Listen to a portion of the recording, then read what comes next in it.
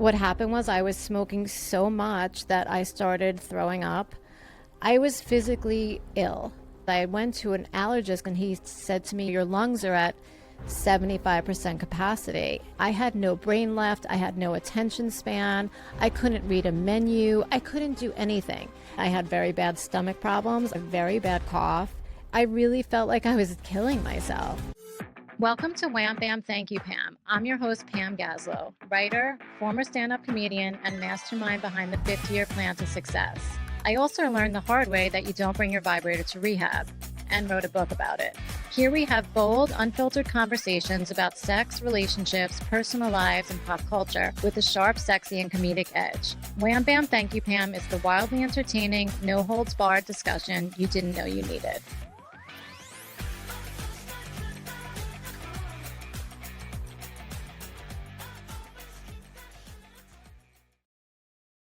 Hey guys, welcome to Wham Bam Thank You Pam. I'm Pam Gaslow. Today's episode I am going to do as a solo one to commemorate my 30-year sober anniversary, which is actually only 29 years because I can't do math. So anyway, it's close enough and we're here and we're going to talk about it. I grew up kind of always being depressed, and when I first had a drink, I think I was 15 or 16, and I remember feeling amazing, and I just felt like I can do anything and this is the best thing and I want to do this every night, and that kind of feeling.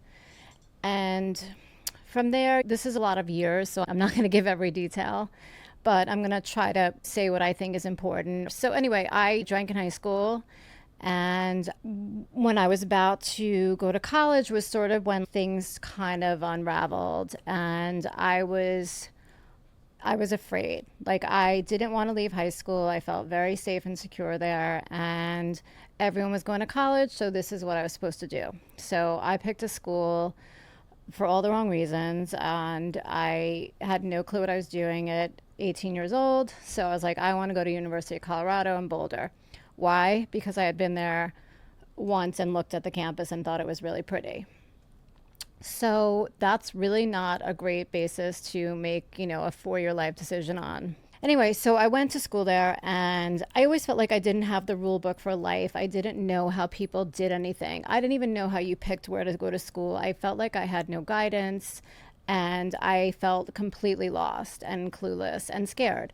So okay, I'm going to go to this school. I get to this school, and all I do is drink because I don't know what to do there. I don't know how to sign up for classes. I don't know what classes to sign up for. I don't know how to make friends. I don't know how to meet people without drinking. So that became what I did. And I kind of spiraled there, and I realized that was really not a place for me to be. I really didn't want to be in Colorado. I'm more of a city person.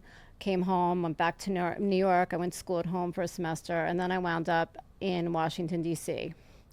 And I wound up graduating from college at George Washington University. So those 4 years in my life were really, really sad. And I transferred to a school because I had a good friend there, and I was like, oh, this will be an easy way to do it instead of going somewhere new and trying to make new friends somewhere else. So they were going to be new friends either way. So basically I continued the same behavior in a different place. And the pattern here for me was, well, first of all, everywhere you go, there you are. And I guess the fear, insecurity, all of it, how do I make friends now? I'm in a totally new place, in a new city, and I'm starting all over again, and I'm doing the same exact thing I did in Colorado, but now I'm in a much smaller school with also people I grew up with from home. So now people are starting to talk about me. And I knew that I had a problem, and so I went to a therapist. And the therapist said, I think you should go to AA. And I was like, no. And then the next session, she handed me AA pamphlets. Mentioned it another time. And then the third time, I think she literally was like giving me AA pamphlets. And then I stopped seeing her. And at the time, I thought I was trying to help myself in the only way I knew how. But at the same time, the thought of being in college and not drinking was absolutely just insane to me. I'm like, this is how I'm surviving here. And this is basically all I do here. So if I'm not going to do that, what am I going to do? And that terrified me. So I, I acted out. I would go out a lot of nights a week, and then I would do things that didn't make me feel good, and then I would feel terrible about myself, and I would stay home for a few weeks, and then I would get bored again, so then I'd go back out again, and it was just this vicious cycle. It was like a hamster wheel. And I also noticed that, not a lot of people were doing what I was doing, and I think I stood out because of that. And I didn't relate to a lot of people. So all I wanted to do was graduate college on time. I didn't want to stay a minute longer. I didn't want to stay in Washington, D.C. a minute longer. Like that time of my life, the only words that came out of my mouth were I hate. I hate school. I hate the city. I hate everybody here. I hate myself. That was just my motto back then. And it's interesting because I still think today, like, where should I have gone to college? And I still don't have an answer. Now I'm in my 50s and I'm still, I don't know. And I wish I did a semester abroad, but at the time I could barely go around the corner. So, you live and you learn and you grow. So, anyway, I got out of college and now I'm living in New York City, which I was so excited to be doing. And things were starting to happen. I, again, was like, what do I do with my life? What do I want to do? How do I get a job? How do I write a resume? What do I even want to do? So what I did was I started working for my father because that was the easiest job I could get. So everything in my life, every decision I made was the easier, softer way. What's the easiest way to graduate college? What's the easiest major? All of that. Like, oh, I don't know how to get a job. I'll work for my father. So I started doing that. And basically, I had this like slow, depressing decline of staying home by myself at night and drinking a bottle of wine and smoking weed and doing that every single night and not really going out at all. And now I have less friends and people are starting to move on with their lives and getting married and getting good jobs and living and growing. And I felt very stagnant and I felt bad about myself and I didn't know how to change anything. So what I did was I just drank. And something I'll never forget. One night I was fucked up and I made a phone call. I called one of my friends and he said to me, "Oh, you're happy. You must be drunk." And that made me really sad because it was completely true. And what happened was I was home one night in my apartment in New York City and I got a phone call from a payphone from a guy who I had a one night stand with in college. And I knew it was him immediately. I knew his voice. And the irony of the whole thing was that we barely knew each other. He's a little bit older than me and he didn't go to school with me, but he had been visiting one weekend and we had slept together and we never talked to each other before, during, or after. And it was just sort of like a funny, weird experience. And I was like, it was what it was, and that was it. And I never saw him again. And I saw him one other time. He showed up in my apartment with another friend many, many years later, and he also didn't talk. And I had heard he was married and got divorced, and I didn't really know much about him. But at the time, he was the cool, good-looking guy that all the girls wanted. And so now, in 1995 or 6, he's calling me from a payphone on the corner of my building in New York, asking if he can come over. And I'm like, sure. So he comes over, and I open the door, and I look at this guy, and he's wearing what looks like someone else's clothes. He's a little overweight. But the second I saw him, I just had like some connection with him. And I just felt like we were going to connect and he was going to help me. For some reason, I had this weird feeling about him. And also to show you where I was mentally at the time, I'm like, so and so's coming over. Like, that was the cool guy. This is cool. And no, it wasn't. I found out he had just got thrown out of a 6-month rehab. Nobody was speaking to him. He was getting divorced. Like, everything was a mess in his life. And that's why he wasn't even wearing his clothes, because they were the clothes from the rehab. Like, this is not the same. This is not the person everyone wants anymore. But I still think this is cool. And we got along, and he was very funny, and he lifted my spirits. And basically, he was homeless at the time, and I let him live with me, more or less. And it was just a funny time and a weird connection. And, we just bonded. And I remember I didn't really know what an alcoholic was, and I didn't really know. I knew he had been in rehab, but I was like, I don't know if you can drink in front of someone who got out of rehab. I don't really know what to do. So I would make dinner, which I can barely cook, or at the time I could barely cook. And I would just like gulp a few glasses of wine in the kitchen before I actually brought a glass of wine out and into the living room. So it didn't look like I was having three. It looked like I was on the first one. So he was okay with that. And then I would, smoke pot in front of him as well. And now that I'm sober, thinking about this is so horrible. And well, I just remember one day I was trying to light a pipe and the lighter wouldn't work. And I kept going like this a million times over. And he was staring at me and he's like, "You're an addict." And I was like, "Oh, I know." And nobody said anything else. And eventually my father was like, "I heard so-and-so's living with you. And if you don't have him leave, I'm going to personally come in and remove him." So I was like, "Dude, you got to go." And I was really sad about this because I felt like he was my only and best friend at the time, and nobody else understood me. And so he left. And what happened was, before he left, he said to me, "You have a problem.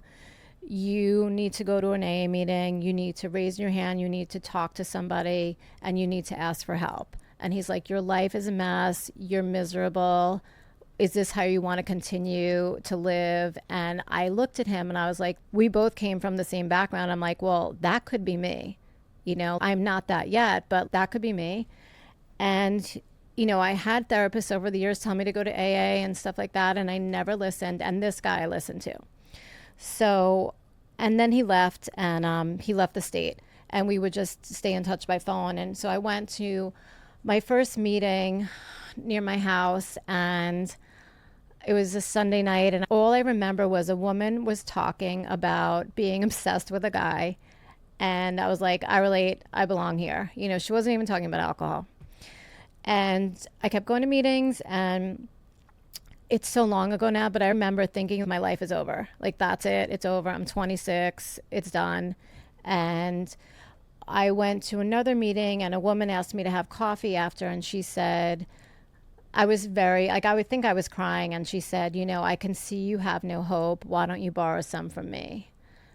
And that really hit me. That was really powerful. And I stayed sober, and I went to meetings, and I met all new people, and I had a whole new life. And, I had a really great group of sober friends, and I got self-esteem, and I got confidence. And I remember literally asking people in the program, like, how do you get self-esteem? And they said, by doing esteemable things. And I had no idea what that meant.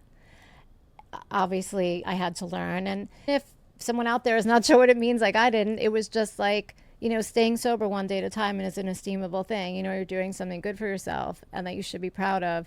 And I don't normally run around telling people I'm sober, but if it comes up, I do. And I think if you can help anyone, that's a good reason to bring it up.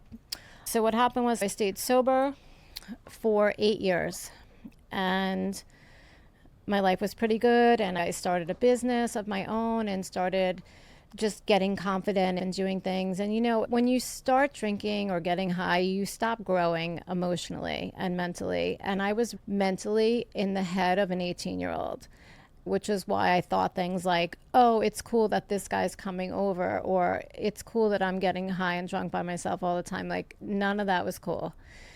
So time passes, you get older, you get wiser, you get more experience, and you start to do things sober. And the more you do things sober, the easier it gets.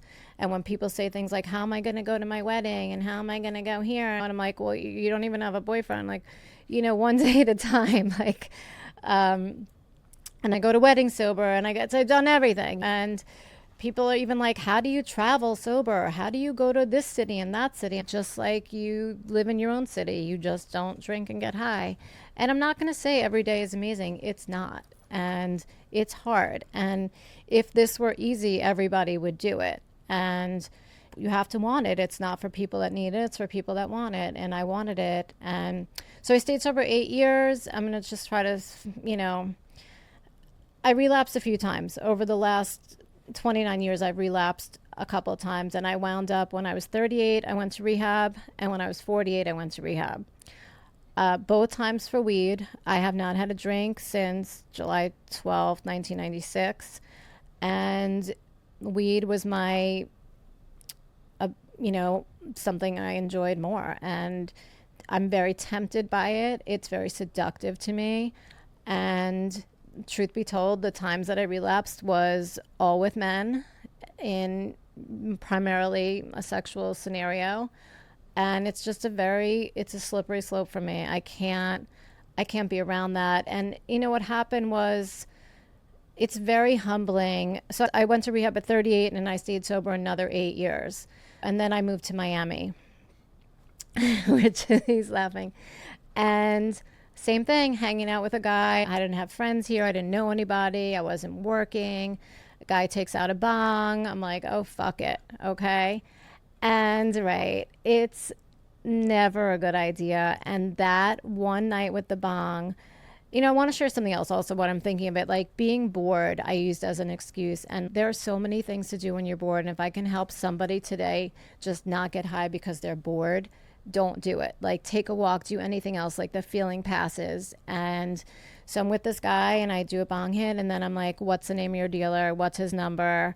And I started to get high. I'm 24/7 for 2 years around the clock. So this was when I was, you know, I just moved to Miami in 2015.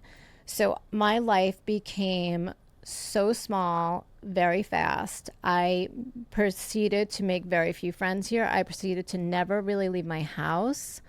All I did was get high. I gained 10 pounds. I didn't even realize. For me, I don't even gain weight, but I was like, none of my clothes fit. I ate everything in the house and outside the house. And I had very bad stomach problems. I had a very bad cough. And I really felt like I was killing myself. You know, every waking moment, I couldn't go to the mailbox without smoking weed. I couldn't walk down the hall. I couldn't make a phone call. I couldn't go visit anybody.